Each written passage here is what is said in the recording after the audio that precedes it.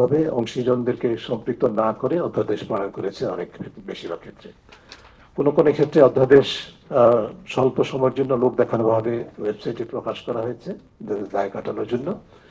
যেসব ক্ষেত্রে প্রতিকূলতা কাটিয়ে এমনকি বিরাট ভাজন হয়ে কোনো কোনো অংশীজন অধিপরামর্শের সুযোগ করে নিয়েছেন, সেসব ক্ষেত্রেও প্রতিষ্ঠিত সংশোধনীর কোন রকম ব্যাখ্যা ছাড়া অবহেলিত হয়েছে, এমনকি কোনো কোনো অংশীজনের বিরুদ্ধে অপপ্রচার করা হয়েছে সরকারের পক্ষ থেকে।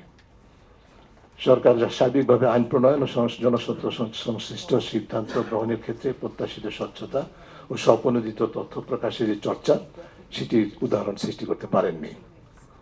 যেসব অধ্যাদেশ প্রণীত হয়েছে তার মধ্যে বিচার বিভাগ পৃথকীকরণ ও এনজিও খাতের জন্য প্রযোজ্য foreign donation voluntary regulations organisation regulation act সংশোধনমূলক অধ্যাদেশের মতো দু একটি ব্যতিক্রম ছাড়া প্রায় সকল ক্ষেত্রে প্রতিরোধক মহল, বিশেষ করে আমলাতন্ত্রের প্রভাবশালী মহলের অন্তর্ঘাতমূলক অপশক্তির কাছে সরকারের নথি স্বীকারের ফলে সংস্কার লক্ষ্যভ্রষ্ট হয়েছে সরকারের হাতে। রাষ্ট্র সংস্কারের মূল মন্ত্র তথা জবাবদিহিমূলক সরকার প্রতিষ্ঠার অভিষ্টের পরিপন্থী অনেক বিধান রচিত হয়েছে, যার কিছু কিছু আপনাদের সামনে আমরা ইতিমধ্যে তুলে ধরলাম। দুর্নীতি দমন কমিশন, দুদক, পুলিশ কমিশন, জাতীয় মানবাধিকার কমিশন, সাইবার সুরক্ষা, ব্যক্তিগত উপাত্ত সুরক্ষা, জাতীয় উপাত্ত ব্যবস্থাপনা ইত্যাদি অধ্যাদেশগুলোর প্রতিটি ক্ষেত্রে জাতীয় স্বার্থের তুলনায় আমলাতন্ত্র সহ ক্ষমতাসীনদের একচ্ছত্র ও জবাবদিহীন কর্তৃত্বের চর্চা অব্যাহত রাখার সুযোগ রাখা হয়েছে উদ্দেশ্যমূলকভাবে। উদাহরণস্বরূপ পুলিশ কমিশন অধ্যাদেশ যেভাবে প্রণীত হয়েছে, এর ফলে বাংলাদেশে আইন শৃঙ্খলা রক্ষায় নিয়োজিত অন্যতম প্রতিষ্ঠান হিসেবে পেশাগত উৎকর্ষ নিশ্চিত করে জনকল্যাণমুখী স্বচ্ছ জবাবদিহিমূলক পুলিশ বাহিনী গঠনে দীর্ঘদিনে যে প্রত্যাশিত একটি স্বাধীন পুলিশ কমিশনের স্বপ্ন, সেটি সম্পূর্ণভাবে ধূলিসাৎ হয়েছে। এটি শুধু যারা বিশেষজ্ঞ, যারা গবেষণা করেন, যারা গণমাধ্যমে প্রতিবেদন করেন, অনুসন্ধানী সাংবাদিকতা করেন, তাদের বিষয় না, এটা পুরো দেশবাসীর দাবি বাংলাদেশে একটি স্বাধীন পুলিশ কমিশন হবে। সেই স্বপ্ন ধূলিসাৎ করা হয়েছে। লোক দেখানো এই অধ্যাদেশে এমন উপাদান রয়েছে যে যার উপর ভিত্তি করে যদি কমিশন গঠিত হয়, তথাকথিত পুলিশ কমিশন, তাহলে সেটা হবে অবসরপ্রাপ্ত পুলিশ প্রশাসনিক পুলিশ আমলাদের ক্ষমতার অব্যাহত ব্যবহারের একটা রিসোর্ট। এর বাইরে আর কিছুই হবে না। এটি বাস্তবে এটি পুলিশ ক্ষমতার অপব্যবহারের সুরক্ষাকারী প্রতিষ্ঠানে পরিণত হবে।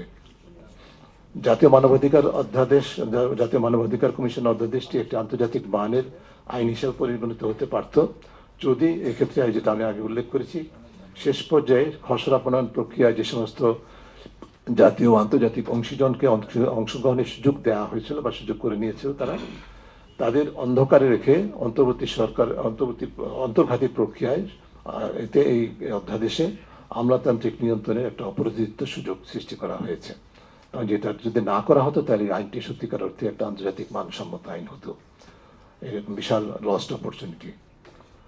সাইবার সুরক্ষা, ব্যক্তিগত উপাত্ত সুরক্ষা, জাতীয় উপাত্ত ব্যবস্থাপনা অধ্যাদেশে উল্লেখযোগ্য যুগোপযোগী ইতিবাচক বিধান থাকলেও প্রতিটিতে নিজস্ব আঙ্গিকে এবং সামষ্টিকভাবে যার যা জায়গা থেকে এবং সামষ্টিকভাবে সরকার ও সংশ্লিষ্ট প্রতিষ্ঠানের হাতে কোনো প্রকার বিচারিক সুরক্ষা ছাড়া জবাবদিহিহীনভাবে বাক স্বাধীনতা, ভিন্নমত ও গণমাধ্যমের স্বাধীনতা দমনের আইনগত ব্যবস্থা তৈরি করা হয়েছে, যাতে কর্তৃত্ববাদী আমলের ন্যায় ব্যাপক নজরদারি ভিত্তিক শাসন ব্যবস্থা চলমান রাখার সুযোগ রাখা হয়েছে এই আইনগুলোতে, অধ্যাদেশগুলোতে।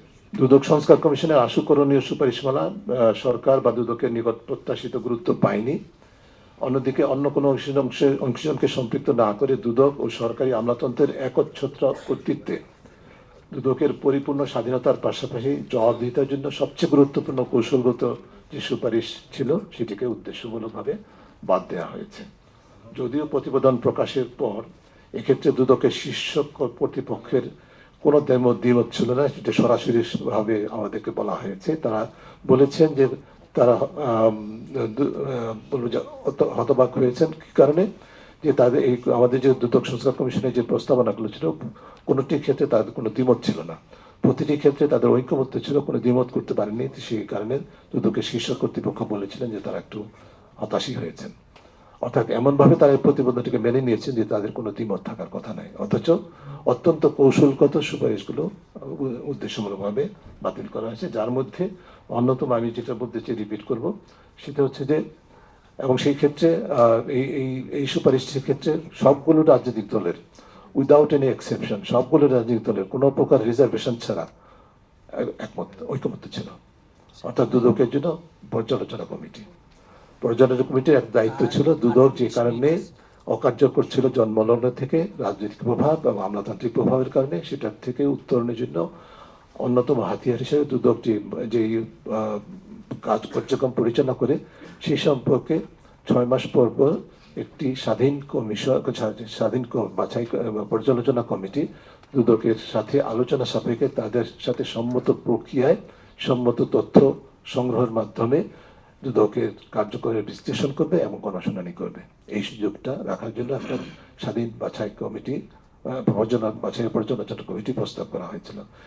মূল উদ্দেশ্য ছিল দুদকের সর্বোচ্চ স্বাধীনতা আমরা যেরকম চাই, কিন্তু কোনো স্বাধীনতাই যেরকম জবাবদিহিনতার ঊর্ধ্বে নয়, একইভাবে দুদকের সর্বোচ্চ স্বাধীনতার পাশাপাশি দুদকের জবাবদিহি নিশ্চিত করার একটা উপায় প্রস্তাবনা করা হয়েছিল।